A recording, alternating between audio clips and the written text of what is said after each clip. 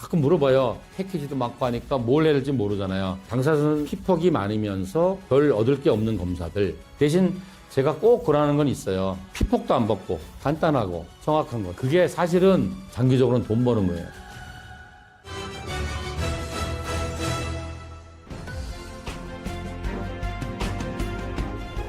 일반적으로 하는 건강검진은 건강을 검진하는 게 아니에요. 질병검진이에요. 구조가 망가졌나를 보는 거야. 사람들은 간암 환자는 피검사에서 간 수치가 엄청 나쁠 거라고 생각해요. 천만에요. 간암 환자 피검사 간 수치 좋습니다. 왜냐면 이게 간이야. 간이 암에 요만큼 있어. 나머지는 정상세포잖아요. 그러니까 정상적인 작동을 하는 거예요. 근데 이게 점점 커져. 간의 한 70%를 암으로 먹었어. 그러면 정상 간세포 30%밖에 없잖아요. 그때부터는 이제 문제가 생기는 거죠.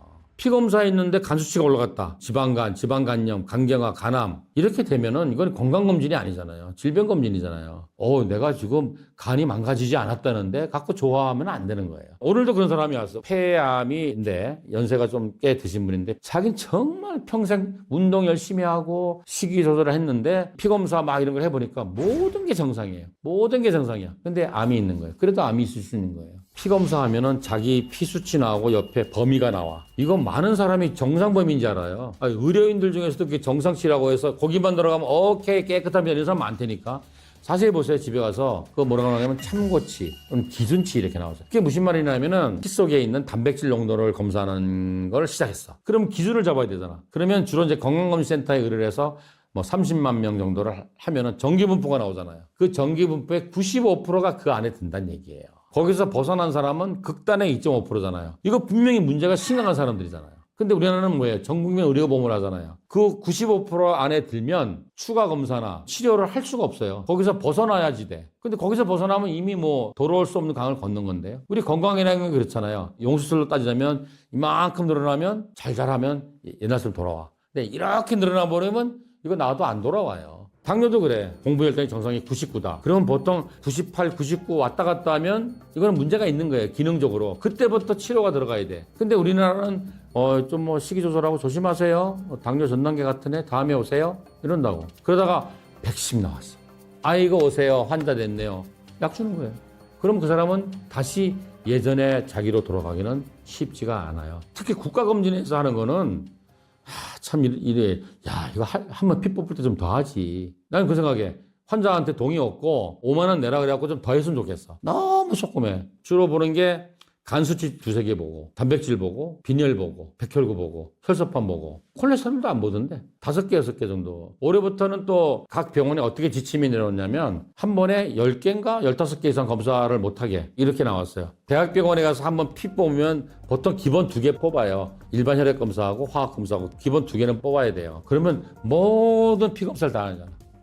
대학병원에서 하는데. 대학병원이 제일 조금 하는 거 아세요? 대학병원은 의료보험에서 정한 거를 절대 어긋나지 않아요. 만성 간염 환자 6개월마다 피검사하고 초음파 하잖아요. 그러면 내 생각에 간 수치 검사할 때 좀 뭐 갑상도도 하고 뭐 몇 개 하면 좋은데 딱 간만 해요. 그 간염으로 평생 대학병원 다닌 사람이 건강검진 한 번도 안 하는 사람 많아요. 그래서 왜 여태까지 안 했어요? 그러면 아니 그 대학병원에 유명한 선생님이 6개월마다 검사하고 초음파에서 난 모든 거 다 해주는 줄 알았대. 그건 간만 하는 거예요. 내가 작년에 뭐 대학병원 가서 200만 원 주고 싹 검사했는데 깨끗하대. 그거는 내 몸이 진짜 깨끗한 게 아니고 어떻게 알아들어야 되냐면은 예를 들자면 100만 원짜리 건강검진하면 우리나라 사람이 잘 걸릴 수 있는 병을 순서대로 해서 뭐 10개를 했다. 모든 병을 다 검사할 수는 없잖아요. 200만 원은 뭐 30개를 했다. 300만 원은 뭐 50개를 했다. 이런 얘기거든요. 그렇게 했더니 레퍼런스 레인지 참고치를 벗어나지 않았다. 즉 망가지지 않았다. 망가진 증거를 못 찾았다는 게 의미예요. 저는 이렇게 권하고 싶어요. 건강검진할 때 진짜 건강검진해라. 내 몸이 병이 있어서 망가진 날 보잖아요. 그게 아니라 내가 얼마만큼 건강한 걸 봐야지. 당사자는 피폭이 많으면서 별 얻을 게 없는 검사들. 건강검진할 때 받지 말아야 될 거. 저는 첫 번째가 이번에 건강검진한 김에 펫이 온몸을 다 본다며. 제일 정확하다며 온몸을 다 펫으로 샥 긁어가지고 암이 있나를 알아내자. 뭐 이게 100만 원이 넘는데 사람들이 비싸면 그게 좋은지 아는 거죠. 이거는 어리석은 짓이에요. 왜냐면 일단 피폭량이 많아요. 암 환자도 펫시티는 1년에 한 번 정도밖에 안 찍어요. 펫시티를 1년에 한 번 정도 뭐 2번 정도 찍어갖고 문제되는 거는 없는데 펫시티가 가장 안정확한 검사라는 거죠. 펫시티가 활발하게 활동하는 세포를 알아내는 거예요. 그러니까 예를 들어서 펫시티 찍을 때 요만한 그 포도당 수액 맞고 딱 찍으면 그 핵을 발견해서 포도당이다. 그러면 20초 만에 온몸으로 싹 번지잖아요. 모든 세포의 에너지원은 포도당이잖아요. 모든 세포가 다 뺏어 먹으려고 그래. 그럼 어떻게 돼요? 힘센 놈이 다 뺏어 먹겠죠. 또 힘센 놈이 뭐냐면은 암세포 아니면 주로 만성 염증세포예요. 그렇게 흡수가 된 다음에 감마 카메라를 딱 찍는 게 펫이에요. 만약에 뭐 목에 여기 뭔가 꺼멓게 보였다. 그러면 뭐예요? 여기에 에너지 소모를 많이 하는 힘센 놈들이 모여 있구나. 피부에 뭐 암일까 아니면 식도염일까 후두염일까 식도의 암일까 뭐 목척추 디스크일까 모르잖아요. 그래서 3차원 구조를 알기 위해서 펫 영상과 CT를 동시에 합성해서 보는 게 펫 CT예요. 3차원적으로 아 이거는 예를 들어서 뭐 식도였어 이렇게 아는 거죠. 그러면 이제 거기에 뭔가 수상한 놈이 있다는 걸 알았잖아. 그럼 거기에 뭐 CT나 MRI나 조직 검사를 해서 저놈이 어떤 놈인지를 알아내는 거예요. 그러니까 펫 CT라는 거는 전체적인 걸 한번 훑어보는 거예요. 그래서 이건 어떤 사람한테 의미가 있냐면 암 환자가 수술하고 나서 임파설 전이나 원격 전이나 전이 된 거를 스캐닝할 때 쓰는 거예요. 유방암 환자 있는데 펫을 찍었더니 여기 뭐가 빗장뼈 위에 반짝반짝하네 그러면은 아 저게 혹시 여기 임파선으로 전이 갔나 이런 거를 알아낼 때 유익한 검사지 건강검진에서 온몸을 정확하게 알아낸다? 이건 완전히 잘못 알고 계신 겁니다. 그래서 그런 거는 의미가 없다고 볼 수 있죠. 그리고 두 번째 의미가 없는 거는 디스크 CT라고 봐요.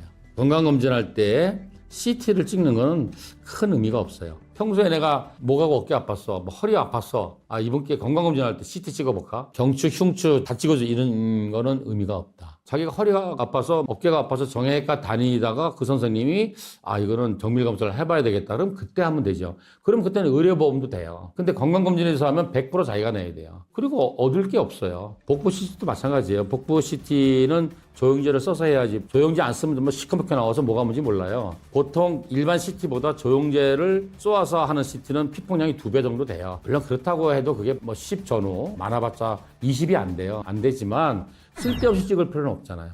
꼭 필요하면 예를 들어서 건강검진에서 초음파를 봤는데 콩팥에 뭔가 혹이 보이는데 이게 악성인지 양성인지 모르겠어. 그럴 때는 CT 찍어봐야죠.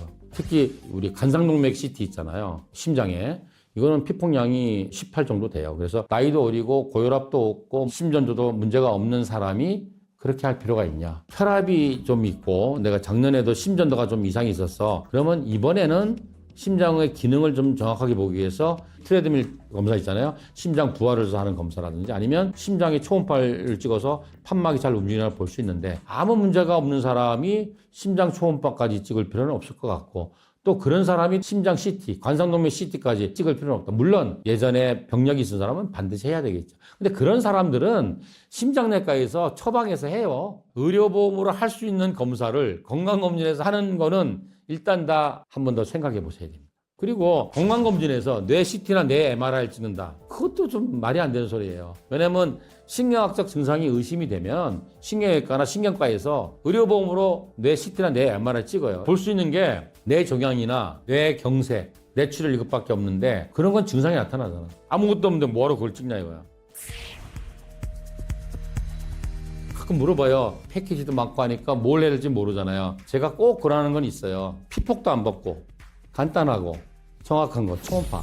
초음파 그야말로 소리로 검사하는 거잖아. 방사선이 아니잖아. 그냥 초음파는 여기저기 좀 갖다 대세요. 갑상선도 좀 되고 유방도 되고 복부도 되고 복부 초음파하면 많이 봐주잖아요. 간도 봐주고 쓸개도 봐주고 췌장도 봐주고 비장도 봐주고 다 봐주잖아요. 그리고 이제 남자들은 전립선도 초음파 좀 보고 초음파는 그냥 1년에 한 번씩 여기저기 좀 다 보세요. 40 넘어가면 여기저기 결절이 나와요. 양성혹들이 나와요. 그러면 이제 경각심을 갖고 암을 예방하면 되겠죠. 두 번째는 내시경 좀 자주 하세요. 대장 내시경을 많이 해야 돼요. 내시경만큼 정확한 검사는 없잖아요. 근데 이런 사람도 있어요.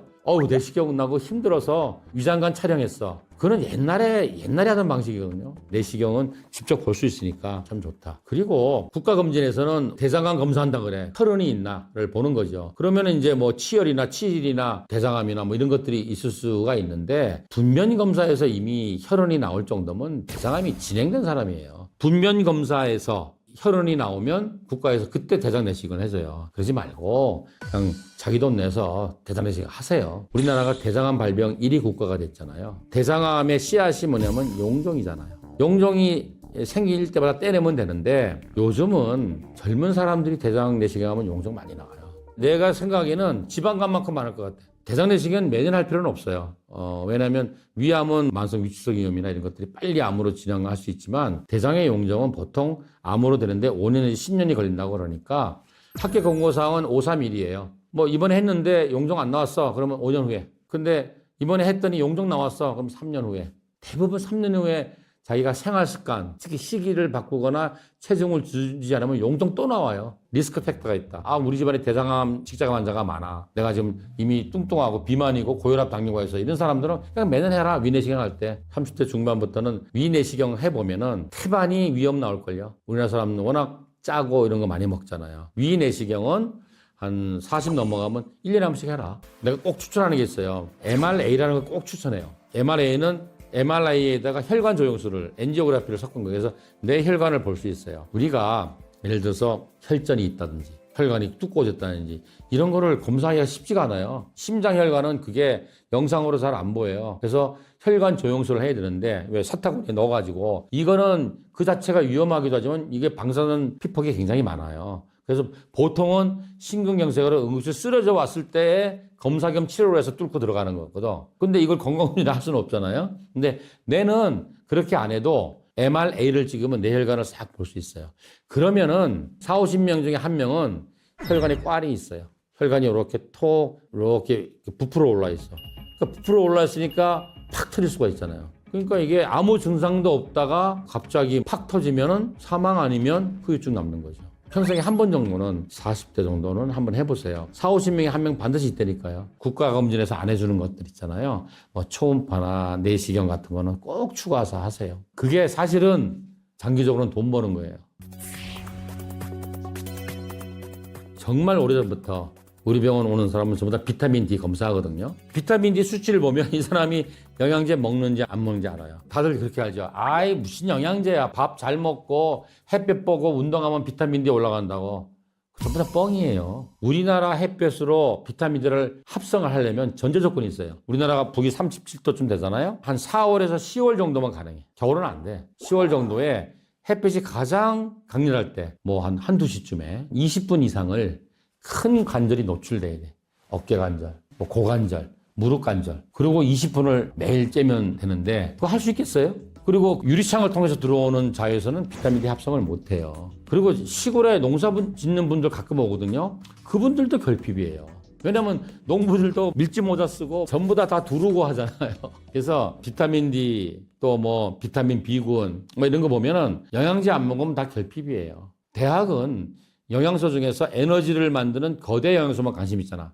탄수화물, 단백질, 지방을 몇 대 몇으로 먹으세요라고 하잖아. 근데 그거는 자동차 휘발유야. 휘발유가 없으면 난 자동차가 가지를 못해. 그러니까 그거는 일단 말할 필요도 없고 그게 아니라 우리는 건강하고 싶잖아요. 건강한 거는 미세 영양소야. 비타민, 미네랄 뭐 이런 것들이에요. 그런 걸 검사를 하시라는 얘기예요. 자동차의 엔진 오일이지. 또 우리 몸을 병들게 하고 녹슬게 하고 만성염증에 빠지게 하는 게 활성산소잖아요. 스트레스 받으니까 나올 수밖에 없어요. 그래도 그걸 관리해야죠. 활성산소를 없애는 게 항산화 능력이잖아요. 내 몸에 항산화 능력이 얼마큼 있는지. 코로나 바이러스를 잡아먹는 거, 뭐 암의 재발을 억제하는 거, 내 몸의 면역력이잖아. 내 몸의 면역력은 얼마큼 있는지 기본적으로 요 정도는 해줘야 되지 않겠나.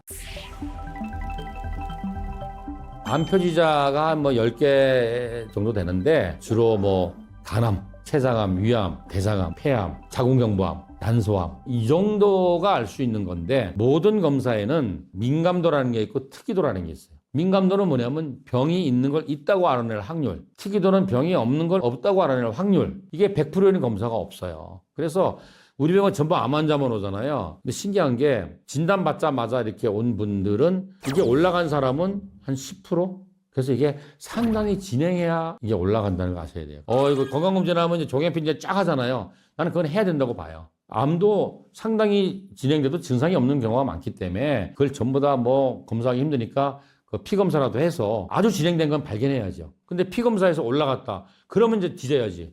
이게 만약에 PSA가 올라갔어. PSA가 뭐 4까지가 정상인데 이게 8이 나왔어? 6이 나왔어? 그러면은 반드시 그걸 가지고 직장으로 하는 절전 초음파, CT, MRI까지 가야죠. 그렇지만 피검사의 정상이라고 해서 나는 암이 없어. 이건 절대 아니란 얘기죠. 종양표지인자에서 정상이 나왔으니까 나는 암 없어. 이건 절대 아니에요. 사실은 종양표지인자, 피검사로 암 검사하는 거는 암을 발견하는 데는 요긴하게 쓰이지는 않아요. 이건 어떤 의미냐면은 항암 치료를 계속 하는 분, 이 치료가 효과가 있냐 없냐, 그걸 판정할 때 정말 의미가 있는 거고, 두 번째는 치료가 다 끝났어. 그래도 몇 년간은 팔로업 하잖아요. 그때 다시 재발했냐를 볼 때는 상당히 의미가 있지만 처음에 암이 생겼다고 확 올라가지가 않아요. 그래서 우리 병원에 처음 진단받고 오는 사람은 대부분이 종양표지 인자가 정상이에요. 이걸 가지고 암이 생겼냐를 발견할 때는 확률이 아주 낮아요. 그렇지만 피검사를 하는 게 나쁘진 않을 것 같아요. 왜냐면 이거는 해저드가 없잖아요. 패시티는 방사능 피폭이 심하지만 이거는 피 뽑은 데서 하면 되니까, 또 종양표지 인자가 몇 개 없는데 그걸 해보는 거는 나는 의미 있다고 봐요. 제가 항상 강조하는 게 증상 없다고 자랑하지 마라. 원래 병은 증상이 없어요. 증상이 나타나면 일단 원상복구가 안 된다고 생각하시면 돼요. 그래서